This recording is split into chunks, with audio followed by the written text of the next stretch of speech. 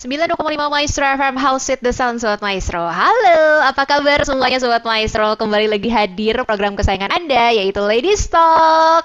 Halo, apa kabar Ladies? Halo, Halo. selamat malam apa selamat siang ini?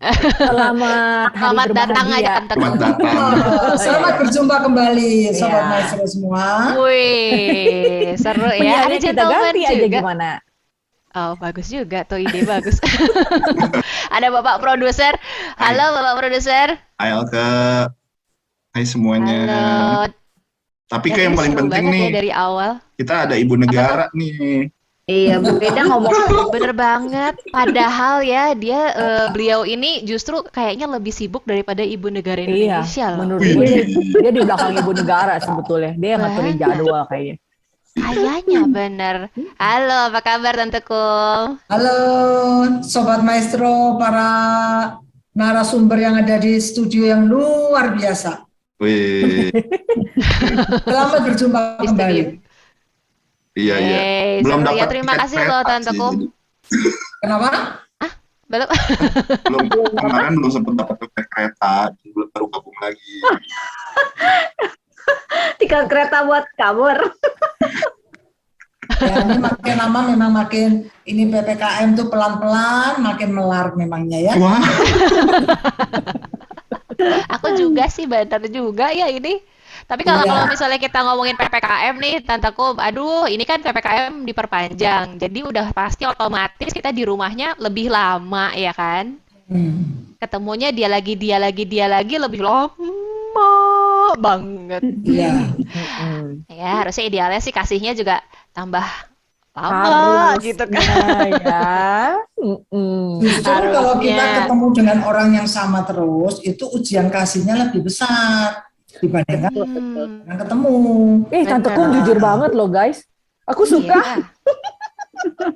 Ya kan? Benar. Itu tuh. Heeh. Ya.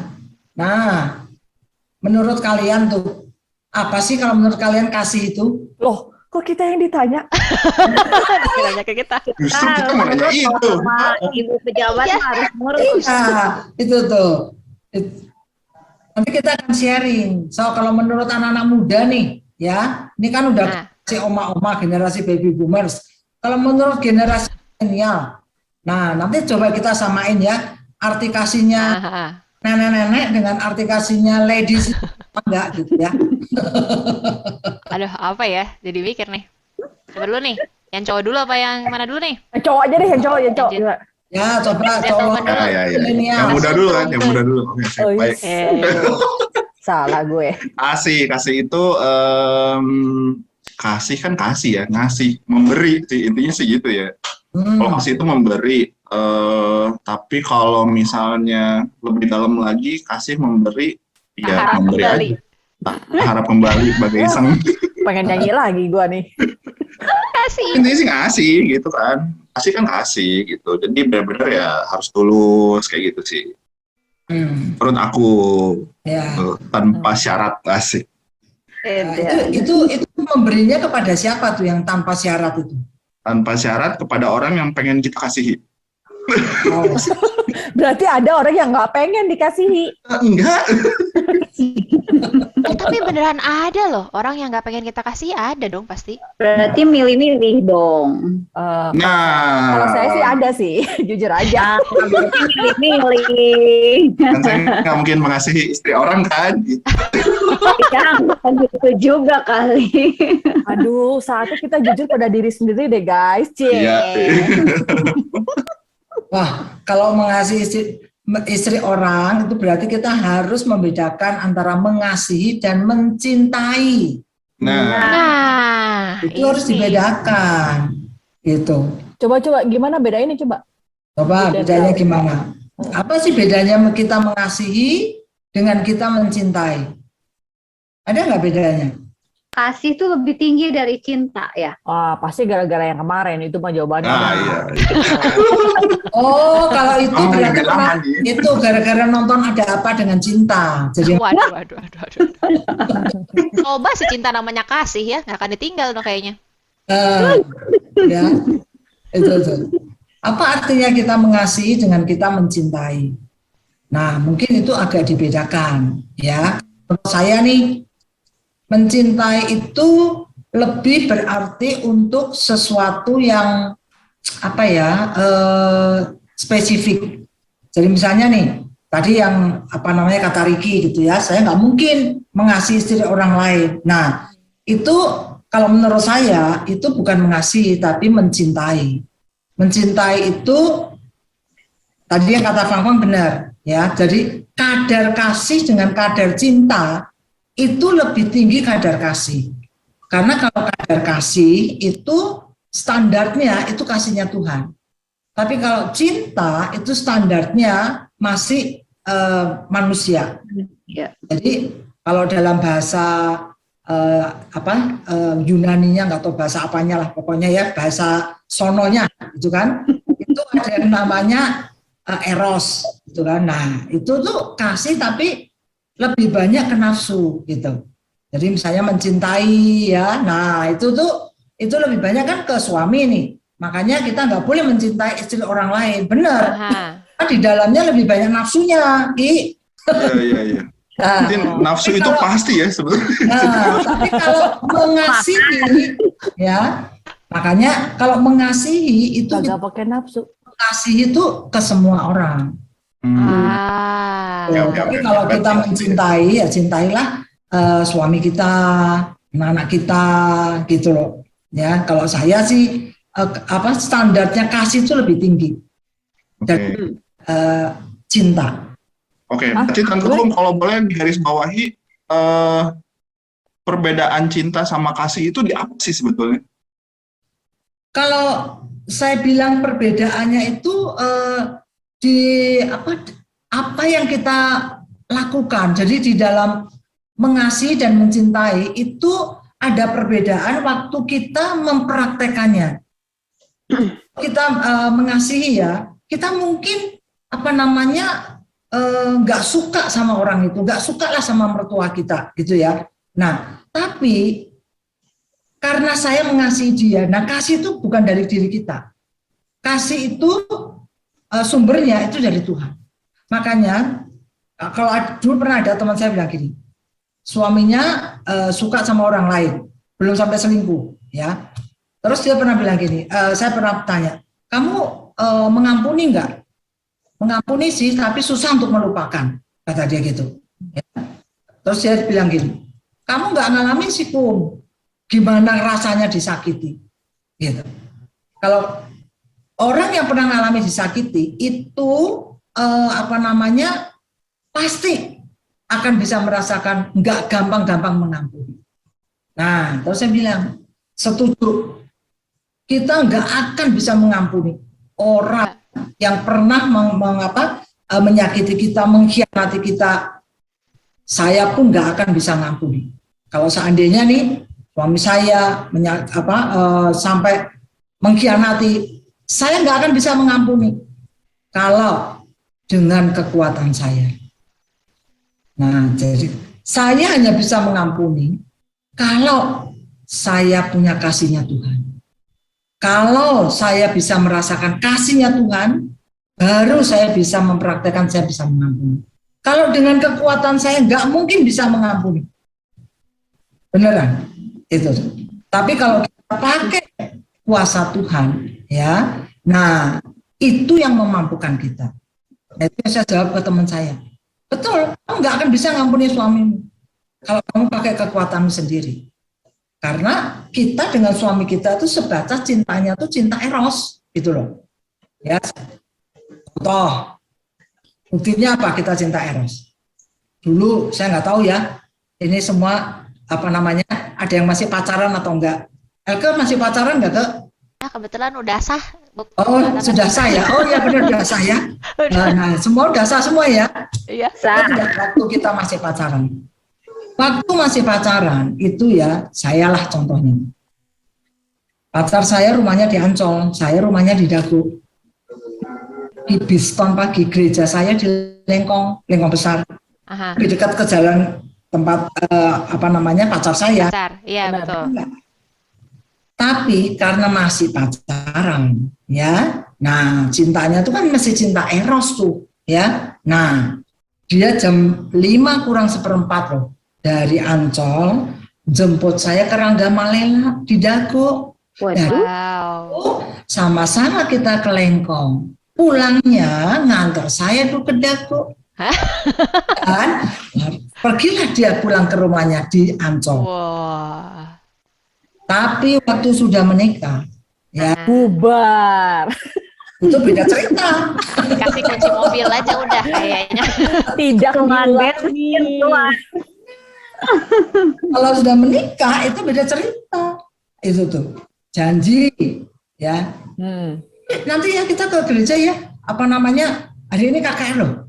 Nah, KKR jam 5. Jam 5 kurang seperempat dong baru datang. Nah, ya kita ini telat sedikit nggak apa-apa. Nah, itu kalau sudah menikah, gitu. Jadi apa itu bisa bergeser? Karena cinta kita tuh cinta eros, gitu loh. Jadi makanya kenapa ada orang yang sudah menikah misalnya nih 40 tahun bisa cerai, bisa. Karena kalau tidak dirawat dengan kasih, nah makanya itu beda. Ya, kayak saya sekarang nih, udah usia pernikahan saya udah 38 tahun. Wah. Kadar erosnya sudah banyak berkurang. Lah wong wis tua, ya kan? Tadi dikatakan pipi kayak bakpao gitu kan? Belum, dan saya ke bawah sudah sedemikian, wah kayak buah pir gitu kan? Kan udah beda banget sama dulu. Nah, erosnya itu makin berkurang. Tapi kasih agapenya itu makin bertambah. Artinya apa? Saya sangat sekarang bisa memaklumi. Kalau suami saya suka telat, nah untung sekarang udah banyak bertobat. Ya. Nah, kalau apa namanya keinginan saya tidak terpenuhi, saya udah banyak maklum dan ngalah. Udah nggak lagi pakai senjata diem. Nah, senjata saya itu paling diem.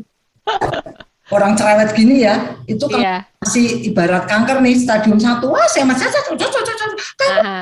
Nah, tapi kalau udah stadium 4 saya sudah benar-benar koma, saya udah diem aja.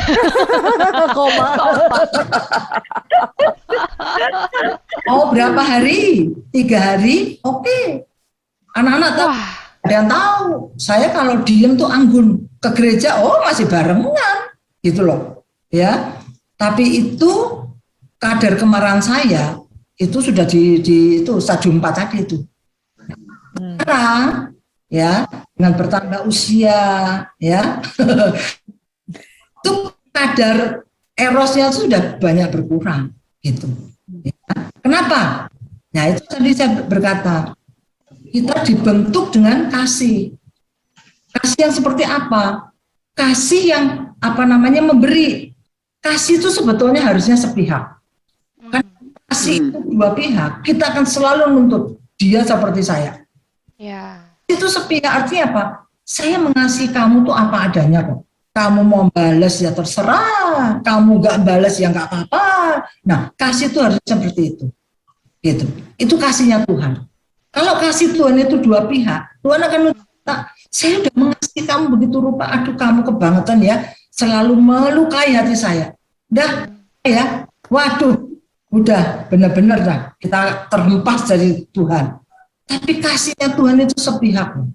Segimana jahatnya kita, tetap mengasihi kita. Dia tetap mengampuni kita. Nah itu kasihnya Tuhan itu seperti itu. Nah itu yang nggak gampang untuk kita praktekkan. Karena kita ini manusia ya. Hanya disakiti ya sakit hati lah. Kecuali kita udah benar-benar sakit jiwa nggak inget apa-apa ya. Kalau kitanya udah nggak punya perasaan gitu ya.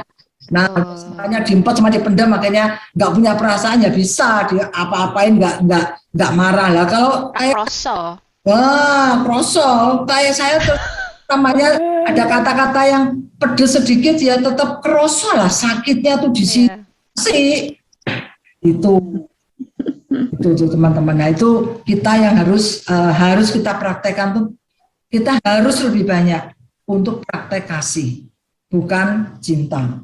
Tapi penting nggak sih, Tante Kum? Misalnya ini kan kita sudah, Tante Kum bilang kan tadi ini bergeser nih dari kasih kita Eros. waktu pas pacaran dari eros terus jadi ke agape. Tapi sebetulnya kalau untuk suami istri sebenarnya untuk mengembalikan kasih erosnya itu penting atau agape aja yang kita kejar, Tante Kum? Kalau ya kita praktek kasih agape lebih banyak, Mm-mm. percaya, tanpa kita berusaha, erosnya pasti akan ke bawah.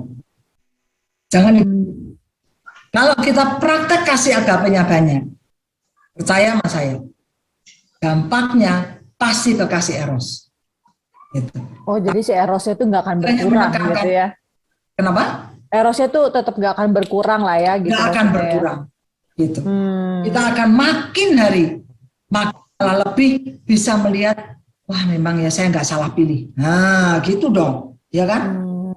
Tuh.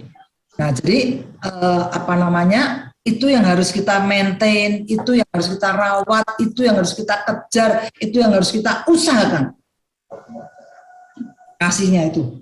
Bentar. Waduh. Hilang. Kita Guys. lupa dicolokin, jadi baterainya lowbat sudah. Nah, ya. Nah jadi gitu teman-teman, itu tuh percaya saya karena saya udah ya dengan pernikahan 38 tahun itu mengikis banyak banget. Waduh, awal-awalnya tuh saya udah rasanya bener nggak sih pasangan saya ini, gitu kan? Tapi Benar. dengan makin bertambah usia pernikahan dan lebih kadar erosnya berkurang dan kadar kasih agapenya bertambah, erosnya nggak akan sampai turun banget, enggak kok. Gitu. Di usia pernikahan keberapa tuh Tante Kum? Bisa si agapenya naik, tapi si erosnya ternyata nggak terkikis gitu. Nah, Saya biasanya nungguin ke anak-anak tahun nggak itu bisa. aja kalau gitu. atau jangan-jangan udah kelewat. Password. Lewat berarti gue gagal dong. Oh kan tidak ada kata gagal, masih jalan kan? Biasanya usia pernikahan 20 tahun ke atas itu kita sudah banyak bisa ngeblend gitu loh. Udah benar-benar kita bisa memaklumi, kita bisa mengasihi ya pasangan kita, terutama ya pasangan kita, mertua kita, menantu kita itu setelah usia pernikahan kita 25 tahun ke atas lah. Oh, berarti saya masih bisa belajar masih nih. lama. Wah, tinggal dihitung aja, tinggal berapa tahun lagi. Jadi jangan ngomong masih lama, gimana aku? Wah, banyak banget. Ya, semua perjalanan masih panjang. Tapi itu seninya, Elke. Itu Sabar ya, sabar. Nah, justru itu seninya. Itu. Benar. Iya. Kalau mulus terus kayak jalan tol bosan kan? Coba. Enggak, justru Tante Kum si Belok-belok. Elke kurang eros sekarang teh justru. Udah agape duluan gitu ya. Justru dia Oh, kurang hebat. erosnya muncul justru. Iya. Jangan.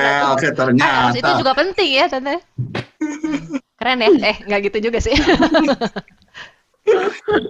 Tante Itu Kum tipsnya ketawanya apa nih, jauh-jauh tuh. Tante Kum? Kenapa? Tipsnya apa nih Tante Kum untuk teman-teman yang mungkin sedang mendengarkan juga nih sekarang? Tips apa ya? Cara paling gampangnya gitu untuk menumbuhkan kasih yang agape. Kayak Ya. switch pertamanya gitu loh Tante Kum. Jangan pernah menyerah. Jangan pernah menyerah dengan masalah yang kita hadapi dengan pasangan kita. Karena ujian kasih itu di situ.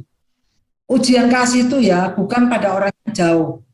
Kalau orang yang karena kita nggak pernah ketemu, itu gampang gitu ya. Tapi justru ujian kasih itu justru orang yang paling dekat dengan kita.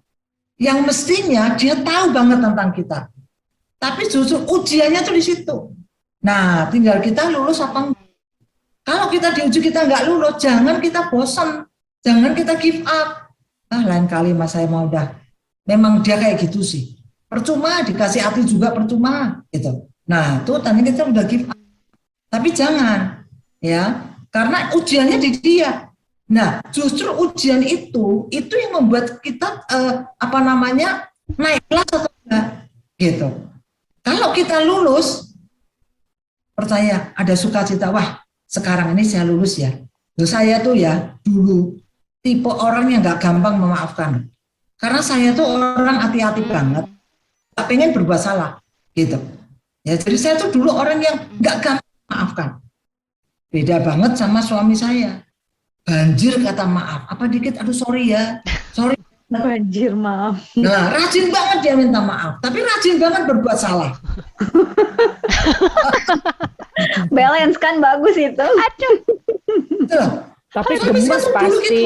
Iya, ini kebayang awal-awal Tante Kum.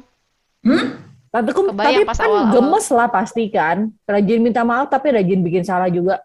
Lah, gemas, makanya itu saya bilang apa namanya, dulu saya kalau misalnya dulu nih harus juga diem sehari nih, wah dia udah sorry ya, sorry ya saya yang salah ya, itu tuh lumarlah saya. Berikutnya lagi Iya. satu hari diam, Besoknya. saya didiemin doang.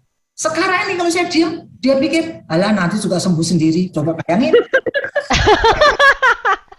Karena udah sering. Aduh, nah jadi gimana, ya kan? Aduh. Siapa yang harus berubah? Saya lah yang berubah. Nggak gampang. Betul. Nggak gampang untuk kita berubah, mengasihi orang yang jengkelin, nyebelin gitu kan, apalagi mengkhianati, itu nggak gampang. Itu sama dengan banyak kita mengorbankan perasaan kita.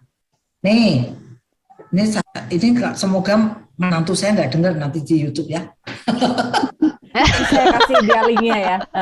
Ya, makanya jangan dikasih linknya tuh. Bayangin, ya, ini sekarang urusan dengan menantu. Padahal menantu saya laki loh, gitu. Menantu saya tuh pinter banget dan kerjanya tuh cepet banget. Saya tuh udah cepet, dia lebih cepet banget. Nah jadi saya kalau minta belajar apa-apa nggak pernah sama menantu saya yang satu ini. Karena saya belum ngerti, dia pikir saya udah ngerti.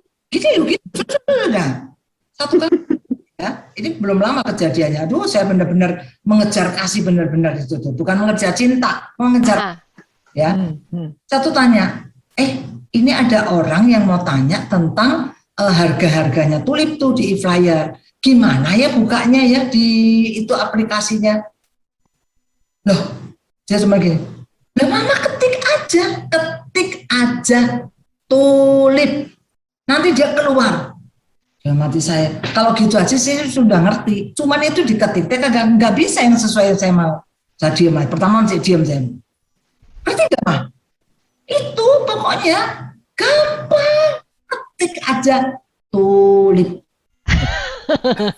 Sampai saya mikir ini saya tuh dianggap anak kelas 1 SD, apa anak kelas 2 SD yang nggak ngerti gitu loh. Itu. Aduh, itu ya. Saya tahu nih, duh Tuhan. Saya lagi belajar untuk mengejar kasih.